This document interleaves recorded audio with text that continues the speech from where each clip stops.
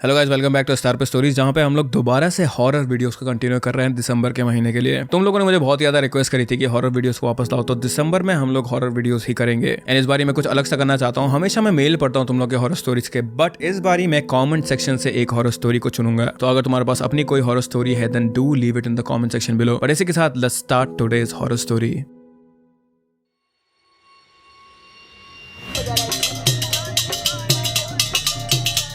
राजस्थान रंग बिरंगे कपड़ों का, किलों का और रॉयल हिस्ट्री का घर। पर क्या आपको पता है कि इस रंगीन जमीन पर रात के वक्त कुछ ऐसा भी होता है जो बिल्कुल नॉर्मल नहीं है। विलेजेस में जहां शहर की रोशनी नहीं पहुंचती, वहां रात का अंधेरा गहरा होता है और वहां कुछ आवाजें सुनाई देती हैं जो किसी इंसान की नहीं होती। एक विलेज जहां एक शादी की रात कुछ ऐसा हुआ जिसने एक पूरे परिवार की नींद उड़ा दी।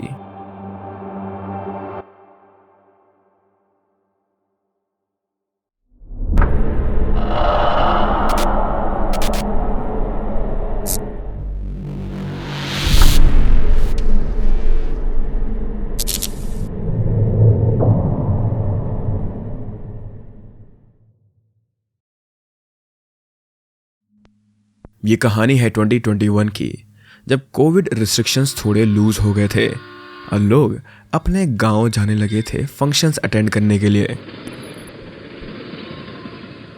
और यहाँ एक लड़का रहता था जिसका नाम था आदित्य या फिर आदि। आदि एक टिपिकल 20s का लड़का था। जयपुर में रहता था वो। कॉलेज कंप्लीट किया था उसने रिसेंटली और अब वो जॉब ढूंढ रहा था। ही वॉज अ मॉडर्न लड़का, घोस्ट वोस्ट पे वो विश्वास नहीं करता था। पर आदि का कनेक्शन अपने एंसेस्ट्रल विलेज से बहुत स्ट्रांग था। उसके दादाजी का घर था वहां राजस्थान के एक छोटे से विलेज में, जो जयपुर से करीब 120 किलोमीटर दूर था। यहां पर विलेज का नाम नहीं लूंगा, पर इतना बता दूं कि यह विलेज बहुत पुराना था, शायद 200 से 300 साल पुराना। यहाँ के लोग सिंपल थे, ट्रेडिशनल थे और उनके बिलीव्स भी काफी स्ट्रांग थे। आदि की फैमिली में उसके पेरेंट्स थे, एक छोटा भाई था रोहन जो कि 15 साल का था, और ऑब्वियसली आदि खुद। फैमिली क्लोज निट थी, फेस्टिवल्स पे साथ रहती थी और विलेजेस के फंक्शंस में जरूर जाती थी। अक्टूबर 2021 में उनके विलेज में एक बड़ी शादी थी।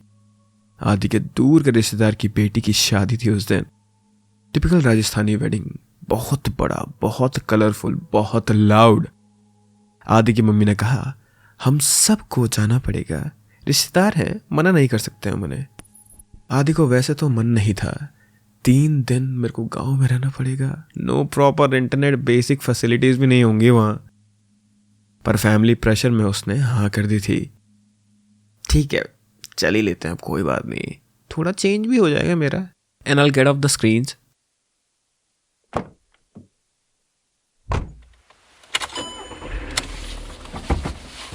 फ्राइडे की शाम को आदि की फैमिली अपनी कार से निकली जयपुर से। ड्राइव करीब 3 घंटे की थी। रास्ते में हाईवेज अच्छे थे, पर जब विलेज के पास आए तो रोड्स खराब होने लगी।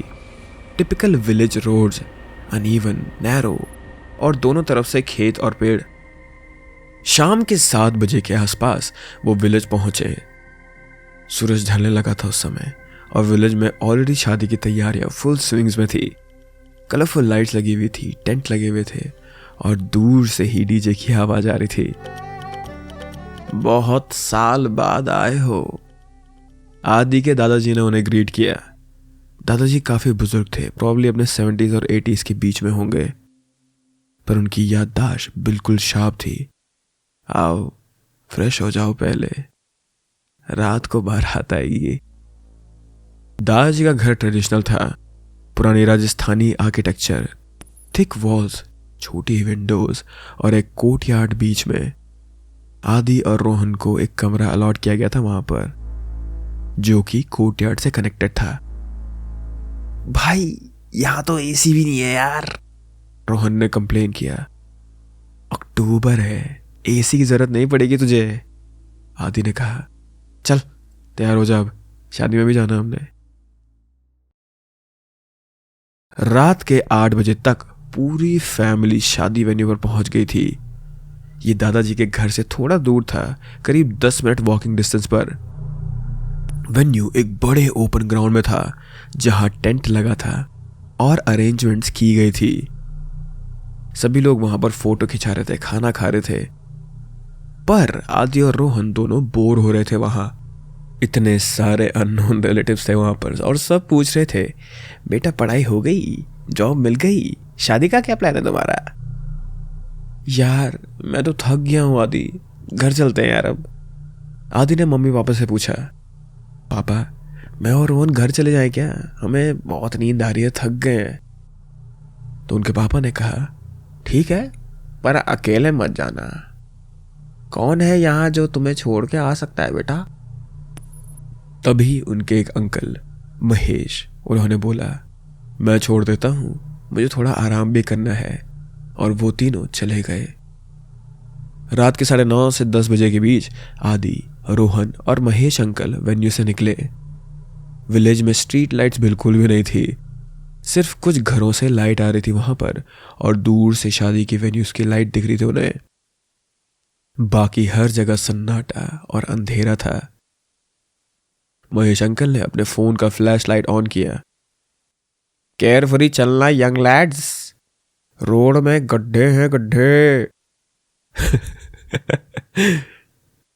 आदि और रोहन दोनों हंसे और वो तीनों साथ में ही चल रहे थे, तो डर जैसा वहां पर कुछ भी नहीं था। बातचीत करते हुए वो दादाजी के घर की तरफ चल पड़े। जब वो घर के बिल्कुल पास आए, करीब 50 फीट दूर, तब अचानक से आदि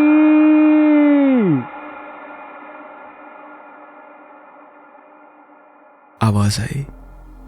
किसी ने आदि का नाम पुकारा, बहुत लाउड, बहुत क्लियर। वो तीनों रुक गए। क्या था ये? रोहन ने पूछा एज ही वॉज कंफ्यूज्ड। आदि की पीठ पर पसीना आ गया था इस पॉइंट पे, क्योंकि ये आवाज उसके पापा की थी, और at least it was similar to his dad, जैसे वो उसे बुलाते थे। पापा? आदि ने पीछे मुड़कर देखा, पर वहां कोई नहीं था, सिर्फ अंधेरा। महेश अंकल भी कंफ्यूज हो गए थे। तुम्हारे पापा तो वेन्यू पर थे ना बेटा? हाँ, पर आवाज तो उन्हीं की थी, आपने भी सुना ना? आदि ने कहा। उसकी आवाज में अब थोड़ा डर आ गया था। रोहन के भी रोंगटे खड़े हो गए थे। भाई मुझे भी पापा की आवाज लगी। तीनों ने आसपास देखा। गांव रात में बहुत शांत था। दूर से डीजे की हल्की सी आवाज आ रही थी बस, और कोई नहीं था आसपास। शायद किसी और ने बुलाया होगा बेटा। महेश अंकल ने रैशनलाइज होने की कोशिश करी। तीनों तेज कदम से घर की तरफ बढ़े। दरवाजा उन्होंने अनलॉक करा, जल्दी से दरवाजे के अंदर गए और तुरंत उन्होंने लैच लगा दिया। तीनों काफी ज्यादा ब्रेव बनने की कोशिश कर रहे थे ताकि एक दूसरे को पता ना चले कि वो कितने डरे हुए हैं। अंदर आकर उन्हें थोड़ा सा रिलीफ मिला।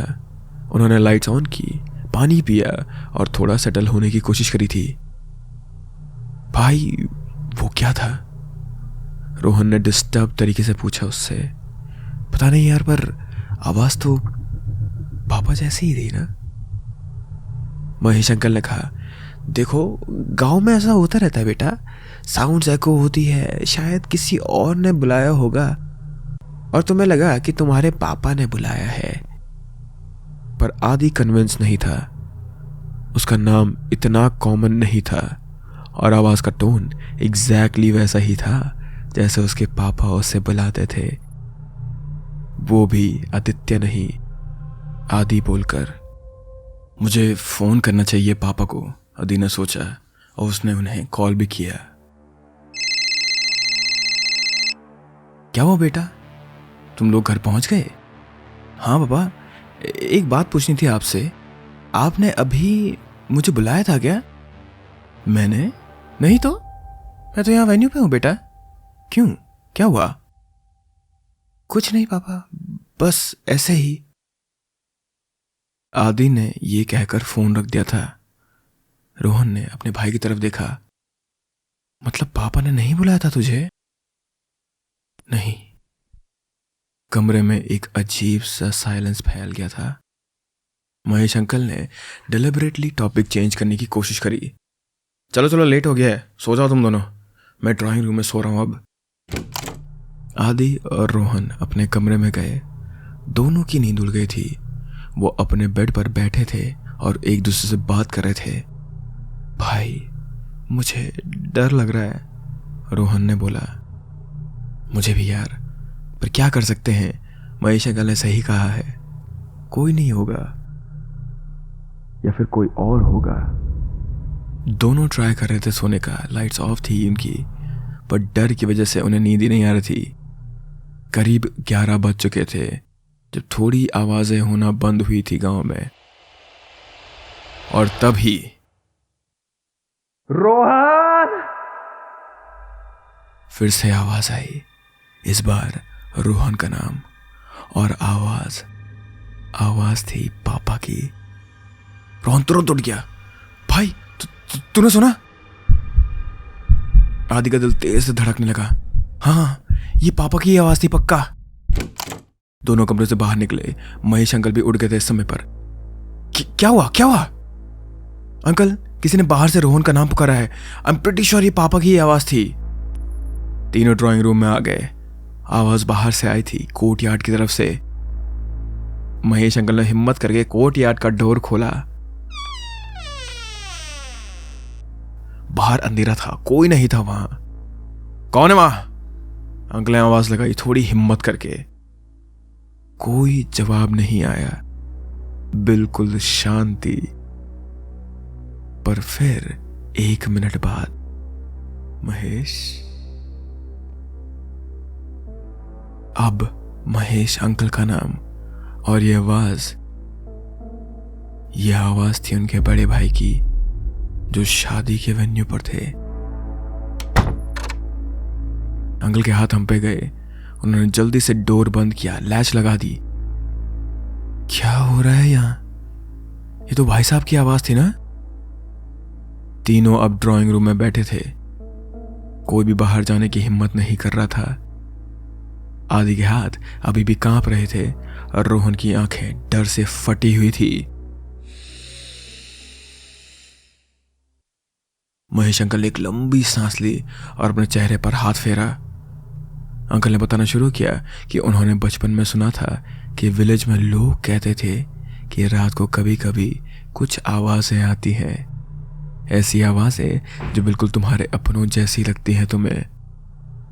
उनका हर शब्द, हर टोन परफेक्ट कॉपी होता है, पर वो तुम्हारे अपने लोग नहीं होते। ये कुछ और ही होता है, कुछ ऐसा जो इंसान की आवाज चुरा लेता है और उसे ट्रैप करने के लिए इस्तेमाल करता है। और अगर कोई उन आवाजों पर विश्वास करके बाहर चला जाए तो कभी वापस नहीं आता। अंकल ने सेंटेंस कंप्लीट नहीं किया, पर दोनों अब समझ गए थे कि वो क्या कहना चाहते हैं। अब उनका सिर्फ एक ही ऑप्शन था, घर के अंदर बंद रहना, किसी भी आवाज पर रिएक्ट ना करना, चाहे कितनी भी रियल, कितनी फेमिलियर ना लगे उन्हें। अगले 15 से 20 मिनट तक कोई आवाज नहीं आई।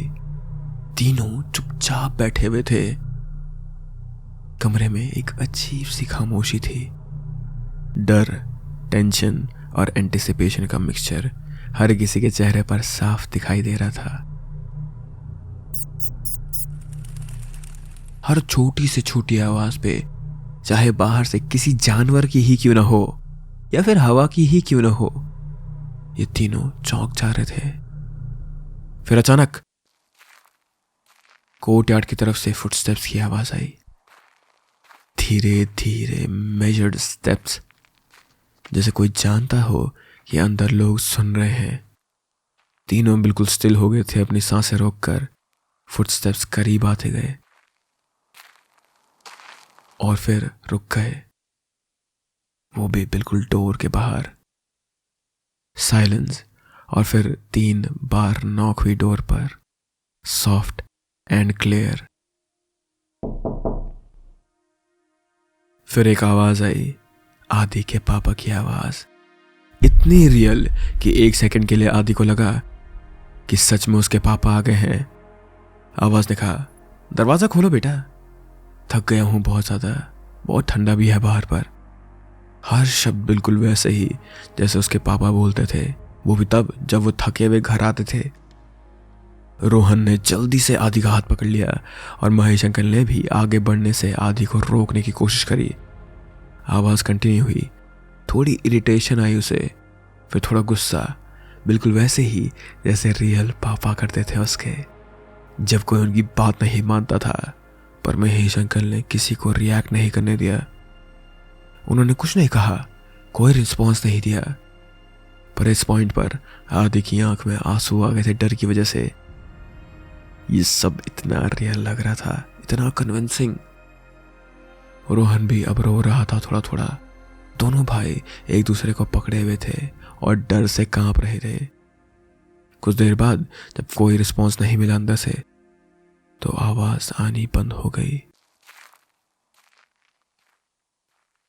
फुटस्टेप्स भी धीरे धीरे दूर होते गए, जैसे कोई हार मान के वापस जा रहा हो। पर तीनों ने हिम्मत नहीं करी दरवाजे को खोलने की।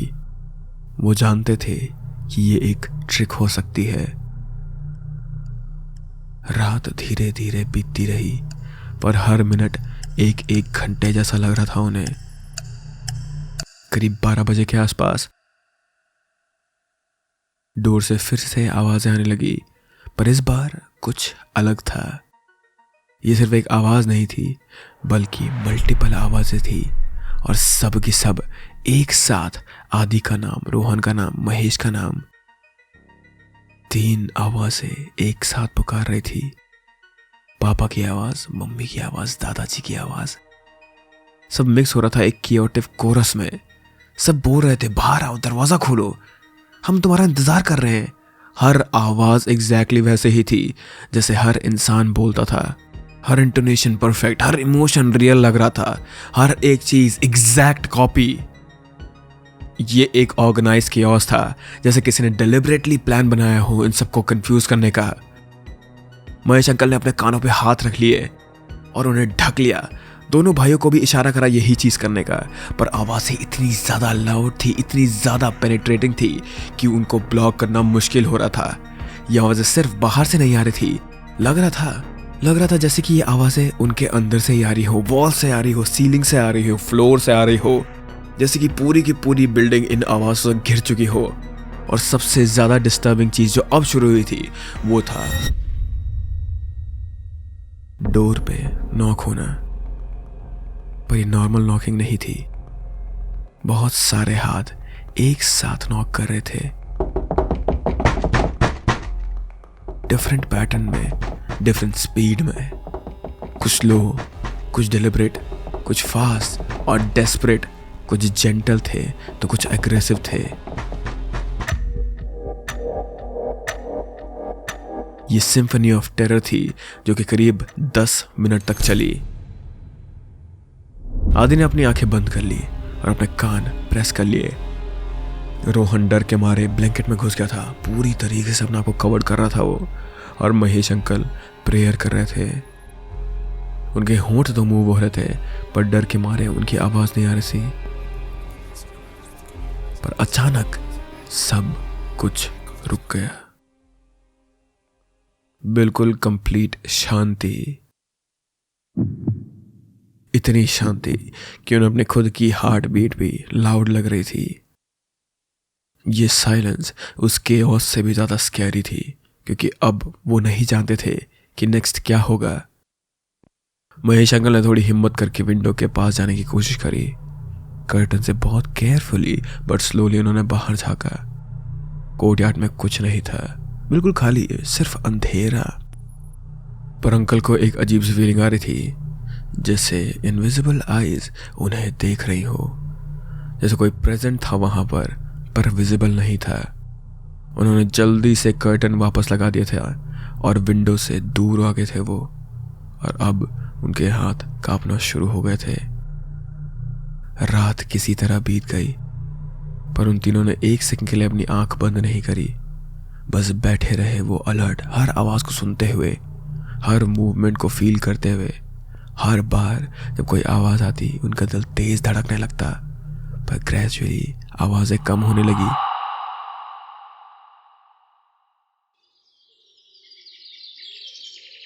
जैसे जैसे सुबह करीब आने लगी, जो भी वो था उसकी पावर वीक हो रही थी। जब सुबह की पहली लाइट विंडो से अंदर आई, जब दूर से मुर्गों की आवाज सुनाई दी, तब जाके उन्हें थोड़ा सा शांति मिली। ये नॉर्मल साउंड थे, नेचुरल थे, जो कंफर्म कर रहे थे कि अब रात खत्म हो गई है। महेश अंकल ने बहुत केयरफुली डोर खोला। बाहर कोर्टयार्ड बिल्कुल नॉर्मल था। सूरज निकलने लगा था, तो इसीलिए वो हिम्मत करके बाहर जा पा रहे थे। जो कुछ भी रात में हुआ था, शायद से वो बस एक नाइटमेयर था, पर तीनों जानते थे कि ये नाइटमेयर नहीं, ये एक रियलिटी थी, क्योंकि उन्होंने ये फेस करा था। अब ये उनकी मेमोरी में हमेशा के लिए इम्प्रिंट हो गया था। कुछ देर बाद जब दादाजी घर आए, वो रात भर वेन्यू पर ही रुके थे, तो उन्होंने तीनों की हालत देखी। थके हुए, pale faces, dark circles. Mahesh uncle ने सब कुछ डिटेल में बताया। दादाजी ने बहुत सीरियसली सुना उनको, और बीच में एक बार भी इंटरप्ट नहीं किया।